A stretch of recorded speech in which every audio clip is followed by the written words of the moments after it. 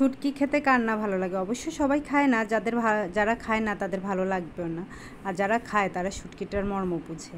তো আমি রূপচাঁদা শুটকি রান্না করব। আমি পেঁয়াজ কুচি দিয়েছি, রসুন কুচি দিয়েছি, কাঁচামরিচ দিয়েছি আর ব্লেন্ডারে ব্লেন্ড করে নিয়েছি পেঁয়াজ বাটা, পেঁয়াজ, রসুন, আদা, জিরা, ধনে সব মানে হলুদ গুঁড়ো, মরিচ গুঁড়ো সব একসাথে দিয়ে ব্লেন্ড করে নিয়েছি। তারপর তেলের মধ্যে সেই মশলাটাকে ভালোভাবে কষিয়ে নিচ্ছি। যখন মশলাটা কষানো হবে তখন আমি রূপচাঁদা শুটকিগুলো দিয়ে দেবো। আমি রূপচাঁদা শুটকিকে একটু গরম জলে ভিজিয়ে রেখেছিলাম, তারপর ধুয়ে সেটা মশলাতে দিয়ে দিচ্ছি। তো কিছুক্ষণ কষিয়ে নেব।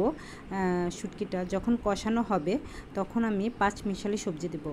তো পাঁচমিশালি সবজি দিয়ে কিন্তু এই শুটকিটা খেতে খুব ভালো লাগে। আমি পাঁচমিশালি সবজিতে বেগুন দিয়েছি, সিম দিয়েছি, পটল দিয়েছি, ছোটো আলু দিয়েছি, কুমড়ো দিয়েছি, সব একসাথে দিয়ে মশলার সাথে কষিয়ে একটু ঢাকনা দিয়ে দিয়েছি। তারপর ঢাকনা তুলে আমি ধনেপাতার যে উপরে মানে গোড়ার উপরের অংশটা আছে সেটা দিয়ে দিব। দেখতে ঘাসের মতো মনে হলো, খেতে কিন্তু খুব ভালো লাগে। কিছুক্ষণ পরেই সেটা মজে যাবে। এরপর যখন সবজিটা একটু নরম হবে তখন আমি সামান্য পরিমাণে একটু জল দিয়ে ঢাকনা দিয়ে দেব। তো ঢাকনা তুলে আমি ধনেপাতা দিয়ে নামিয়ে নেব। এটা এভাবে রান্না করে খেয়ে দেখো, তোমাদেরও ভালো লাগবে।